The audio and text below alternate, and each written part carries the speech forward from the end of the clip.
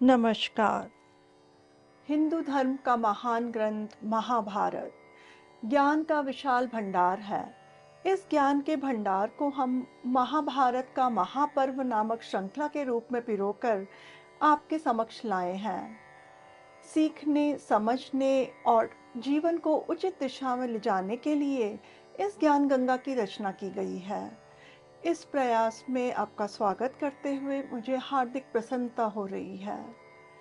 इसमें मैं योगिता पंत, मार्गदर्शक, गुरु एवं हिंदू विचारक अनिल चावला जी के सम्मुख कुछ जिज्ञासाएं प्रकट करूंगी और वे समाधान करेंगे।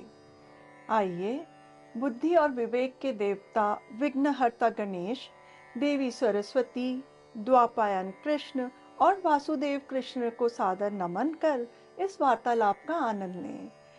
अनिल जी, बहुत बहुत स्वागत है आपका। नमस्कार। अनिल जी, महाराज पांडु का विवाह पृथा या कुंती के साथ हुआ था। आपने कहा था कि कुंती शूरसेन और कुंती भोज दोनों की पुत्री है। इसे कुछ विस्तार से बताइए। यदुवंशियों में, यानी जो आज जिसे हम यादव कहते हैं, वो यदुवंशी जी शियों में बहुत श्रेष्ठ एक राजा हुए। उनका नाम था शूरसेन। ये वसुदेव के पिता के रूप में भी जाने जाते हैं। वसुदेव कौन? जिन्हें हम वासुदेव कृष्ण कहते हैं, जी मुरलीधर कहते हैं, मोहन कहते हैं। जी अर्थात ये मुरलीधर, मोहन कृष्ण के दादा थे, शूरसेन। तो उनका एक फुफेरा भाई था जी जिसका नाम था कुंती भोज। अभी कुंती भोज संतानहीन था, उसकी कोई संतान नहीं थी। तो शूरसेन ने ये प्रतिज्ञा कर ली, जी ये कह दिया उन्हें जी कि मेरी जो भी पहली संतान हो, चाहे लड़की हो चाहे लड़का, जी वह मैं तुम्हें भेंट कर दूंगा, जी यानी कुंती भोज को भेंट कर दूंगा। यह बात जैसे उनका विवाह हुआ, जी उसके बाद उन्होंने प्रतिज्ञा ले ली। उसके बाद उनकी पुत्री हुई, जी जिसका नाम राजा शूरसेन ने पृथा रखा, जी और वह पुत्री को अपने फुफेरे भाई कुंती भोज को भेंट कर दिया। जी कुंती भोज की पुत्री होने के कारण जी उसे कुंती भी कहा गया। बहुत सुंदर युवती के रूप में जी बड़ी हुई। कहा जाता है कि इतनी सुंदर थी कुंती कि विश्व में इसके बराबर सुंदर कोई और युवती, कोई स्त्री थी ही नहीं। इतनी सुंदर ये कुंती कही जाती है।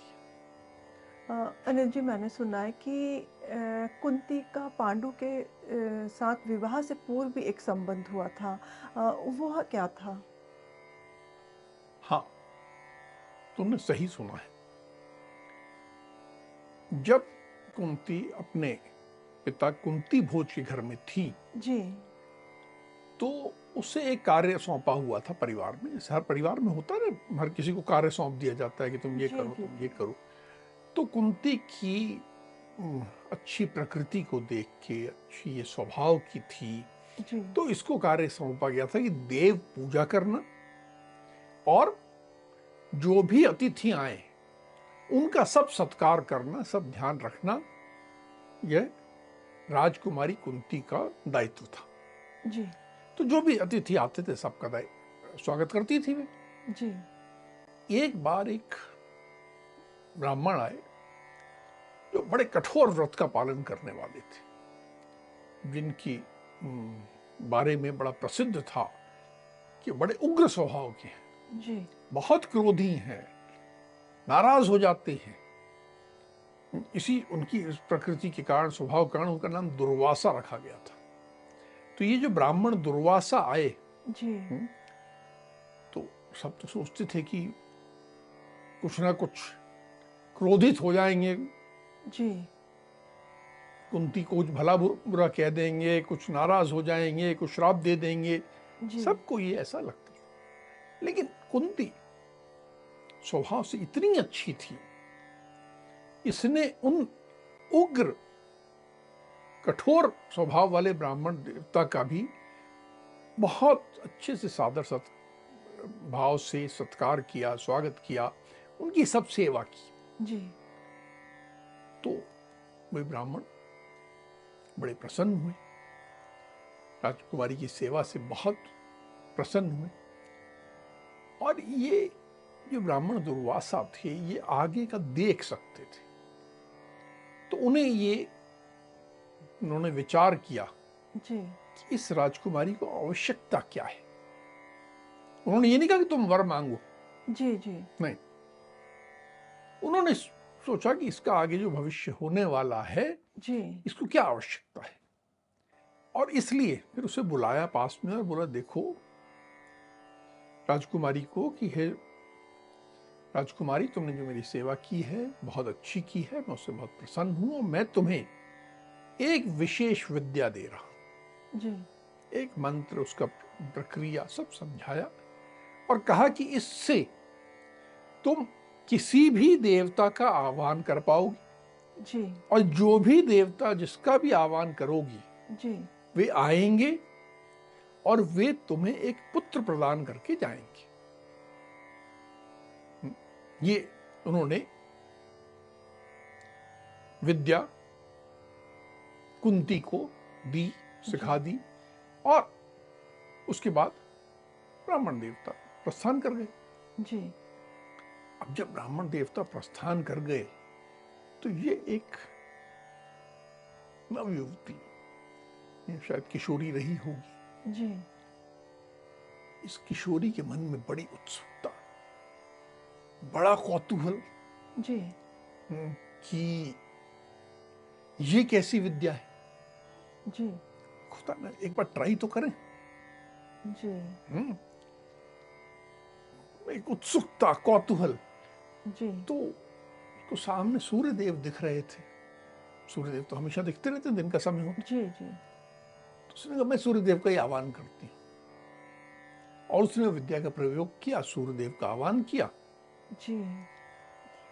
साक्षात सूर्यदेव, जिन्हें हम भास्कर भी कहते हैं, रवि भी कहते हैं, जी। वे साक्षात प्रकट हुए अपने पूरे तेजस्वी रूप, और आके बोले, हे श्याम नेत्रों वाली सुंदर कुंती, तुमने मेरा आह्वान किया और मैं यहां तुम्हारी सेवा में उपस्थित हो गया। कहो मैं तुम्हारा क्या प्रिय कर दूं। मैं यहां तुम्हें एक पुत्र प्राप्त कराने के लिए ही आया हूं।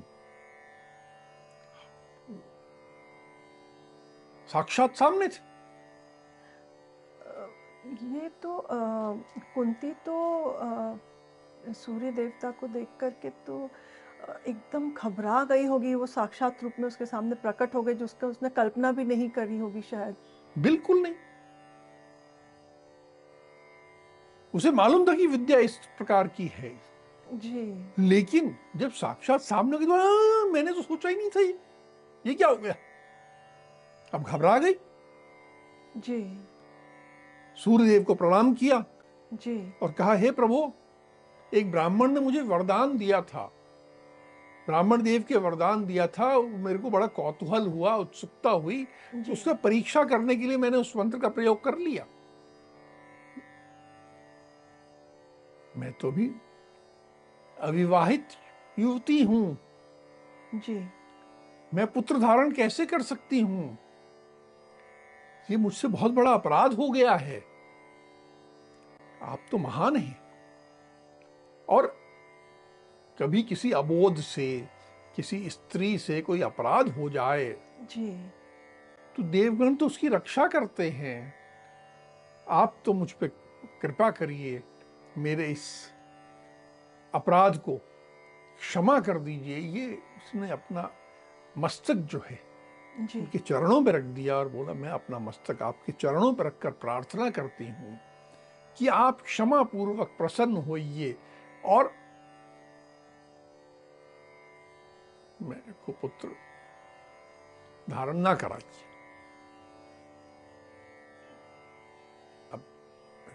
सूर्यदेव ने कहा कि हे शुभे, मैं सब जानता हूं, मैं सब जानता हूं, ये क्या घटनाक्रम हुआ मैं सब जानता हूं, मुझे मालूम है कि क्या हुआ है, जी। पर मैं तुम्हें कहूंगा कि तुम हर प्रकार का भय छोड़कर मेरे साथ समागम करो।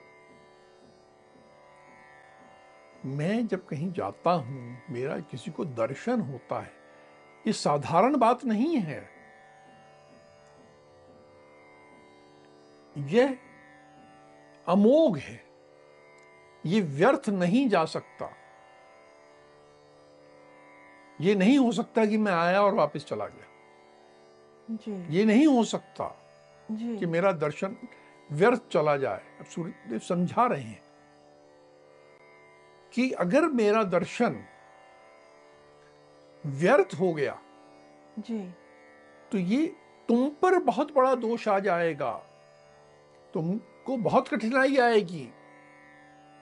तो इसलिए उचित यही है कि तुम भय त्याग दो, लज्जा त्याग दो और मेरे साथ समागम करो और पुत्र धारण करो।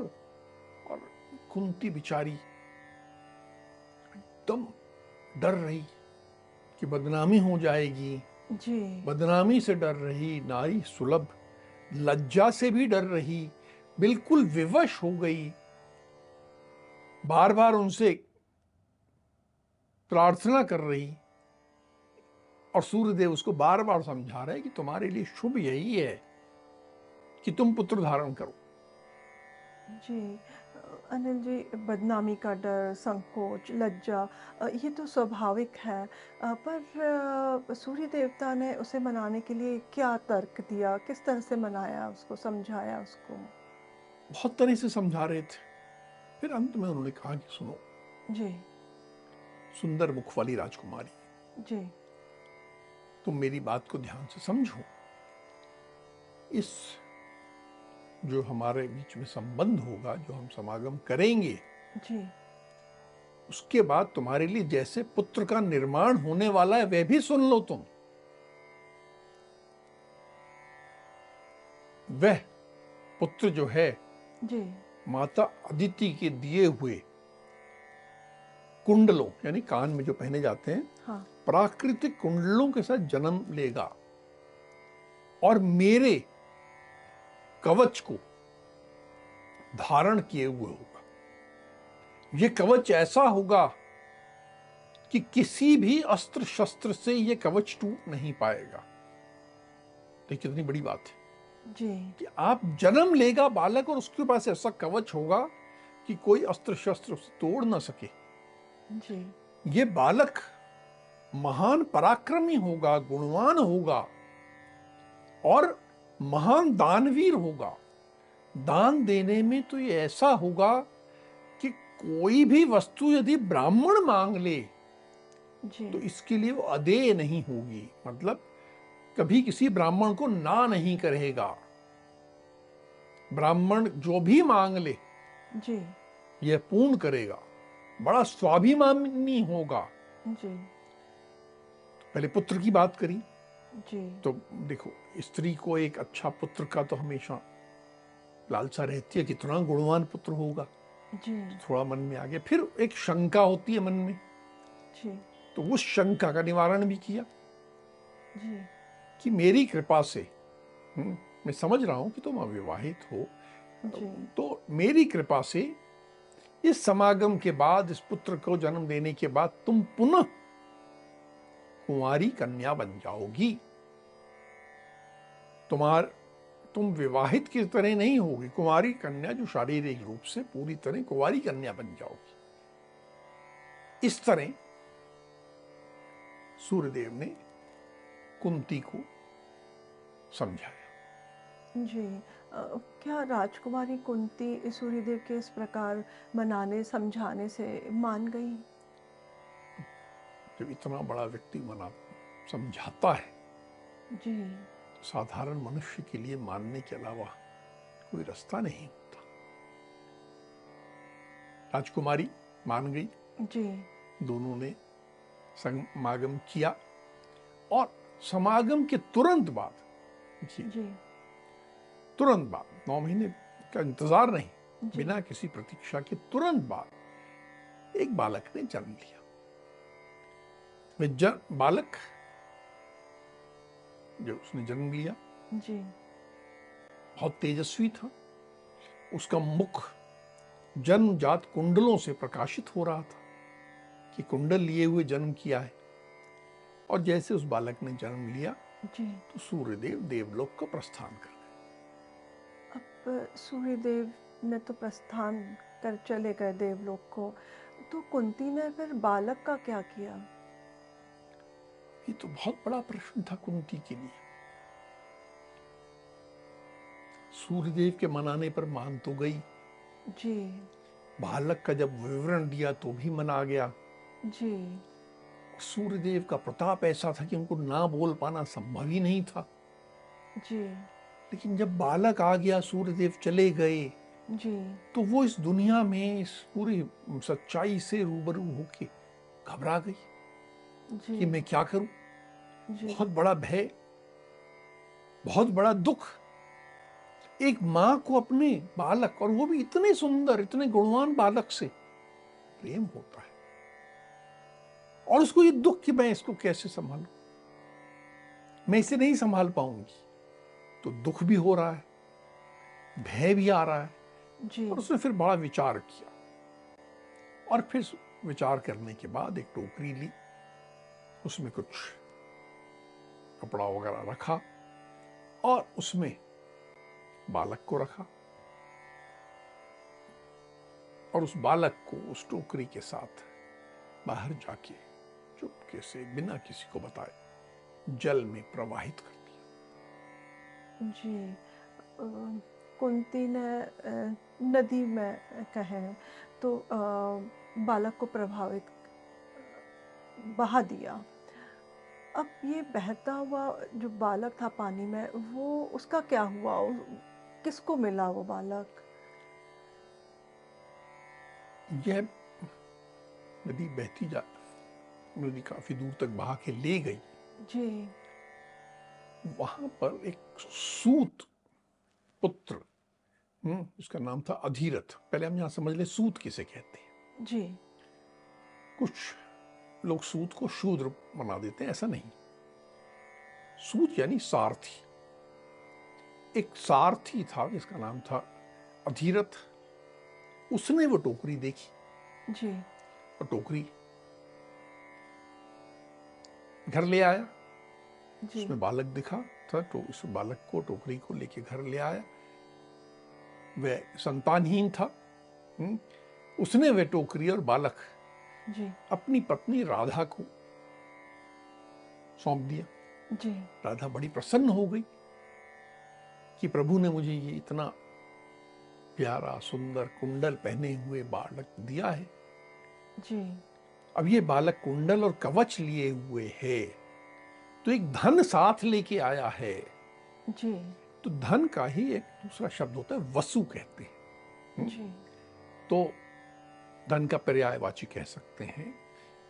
तो क्योंकि ये वसु अपने साथ लाया है, जी तो इसलिए उन्होंने इसका नाम रखा वसुषेण। वसुषेण नाम का जी ये बालक है, राधा का पुत्र बन गया।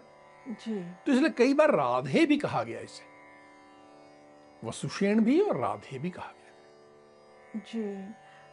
अनिल जी, ये बालक का में जो गुण थे, ये उसी प्रकार थे जिस प्रकार सूर्यदेव ने वर्णन किया था, उसी प्रकार का बालक था ये? बिल्कुल, यह बालक हर प्रकार से योग्य, योग्यता की इसमें कोई कमी नहीं। जैसे जैसे बड़ा हुआ, इसने अस्त्र शस्त्र की विद्या प्राप्त की। जी यहां यह समझना आवश्यक है कि पहले लोग सोचते हैं, देखिए एक सारथी का पुत्र तो सारथी बनना चाहिए, जी तो सारथी के गुण होंगे उसमें। नहीं, यह सारथी का पुत्र था, पर इसकी शिक्षा दीक्षा पूर्ण हुई जैसे कि क्षत्रिय हो, धनुर्धर हो, शूरवीर हो। जी। तो सारथी का पुत्र होके भी इसकी शिक्षा दीक्षा एक योद्धा के रूप में हुई। जी। इसने हर प्रकार के अस्त्र शस्त्र चलाना सीखा, जी। महापराक्रमी था, बहुत मेहनती था। और इसकी एक बड़ी विशिष्ट बात थी जी। कि यह सूर्यदेव का बहुत बड़ा उपासक था। प्रतिदिन सूर्योदय के पहले ये जाके नदी में खड़े हो जाता और सूर्यदेव की उपासना करने लगता। और नदी में खड़े होकर सूर्यदेव की तब तक उपासना करता रहता जबकि सूर्यदेव पूरा सिर के ऊपर जाके पृष्ठगामी यानी पीछे की ओर न जाने लगे। जैसे पूर्व दिशा की ओर मुंह करके खड़े हैं, जी। सूर्यदेव धीरे धीरे निकल रहे हैं, ऊपर चले गए, तो प्रातः काल से लेकर दोपहर के सूर्य तक उतनी देर सूर्यदेव की आराधना करता।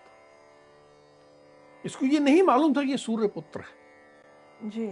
लेकिन इसके सूर्यदेव के प्रति ऐसी आस्था थी, श्रद्धा थी जी। और महादानी था। देखो, सूत पुत्र था, जी। कोई राजा का पुत्र नहीं था, जी।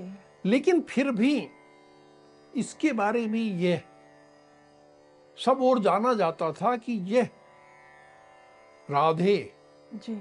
या वसुषेण जब सूर्य की आराधना करके नदी से बाहर निकलता है तो यदि कोई ब्राह्मण सामने आ जाए जी। और इससे जो मांग ले यह उसे दे देता। महादानी, महास्वाभिमानी, जी। यह इसका स्वभाव था, इसकी प्रकृति थी। जी। अनिल जी, वसुषेण को तो कर्ण भी कहते हैं, तो कर्ण नाम कैसे पड़ा? यह बहुत बाद की बात है। यह बड़ा हो गया, जी। बहुत बड़ा योद्धा बन गया, यह एक प्रदेश का अंग का राजा बन गया, अंगराज नाम भी कहा जाने लगा इसे। जी। और यह अंगराज के रूप में जी। दुर्योधन का परम मित्र बन गया। जी। और ऐसी भूमिका बन रही थी कि अब जो मुख्य युद्ध है होने वाला है, जी। और कर्ण दुर्योधन के साथ खड़ा था और विपरीत में पांडव थे, तो ये कहीं ना कहीं अधर्म के साथ खड़ा था। जी। और इसकी कवच और कुंडल के होते हुए तो इसको तो जीतना असंभव था, कोई जीत ही नहीं सकता था। जी। तो देवराज इंद्र को लगा पृथ्वी पर धर्म की विजय होनी चाहिए, और उसके बीच में यह सूर्यपुत्र महायोद्धा, महाशूरवीर जी। अपने कवच कुंडल के साथ खड़ा हो जाएगा तो कोई तो दुर्योधन को हराना संभव ही नहीं होगा। जी। तो इंद्र ने एक योजना बनाई। जी। अब ये योजना की जानकारी जी। सूर्यदेव को मिल गई कि ऐसी ऐसी योजना देवराज इंद्र ने बना ली है। जी। सूर्यदेव को अपने पुत्र के लिए तो स्नेह था ही। जी। तो रात को स्वप्न में सूर्यदेव अपने पुत्र के स्वप्न में आए जी। और कहा कि देखो, यहां देवलोक में ऐसी योजना बनी है, और कल सुबह जब तुम नदी से मेरी उपासना करके निकलोगे जी। तो देवराज इंद्र एक ब्राह्मण का रूप धारण करके तुम्हारे सम्मुख आएंगे और तुमसे तुम्हारा ये कवच और कुंडल मांगेंगे। तुम मना कर देना, ब्राह्मण देव को देने से मना कर देना, जी। मत देना। ये कौन समझा रहा है? पिता समझा रहे हैं। जी। उसके भले के लिए समझा रहे हैं। जी। लेकिन वसुषेण ने कहा कि नहीं, ब्राह्मण के रूप में ही यदि आ रहे हैं जी। तो मेरे लिए वो ब्राह्मण ही हैं, चाहे मुझे मालूम है कि उसके पीछे देवराज इंद्र हैं, और मैं ब्राह्मण को ना नहीं कहूंगा। मुझसे मांगेंगे तो मैं दे दूंगा। सूर्यदेव क्या कहें? तो उन्होंने कहा ठीक है, यदि तुम आ रही है ऐसी इच्छा तो ठीक है, जी। लेकिन बदले में वो तुम्हें एक वर देने की भी बात कहेंगे। जी। और जब वो वर देने की बात कहें तो उनके पास एक बरछी है, एक शस्त्र है जी। जो कि अमोघ है, जिससे कि हर प्रकार के शत्रु का तुम सामना कर पाओगे। जी। तो उनसे वो मांग लेना।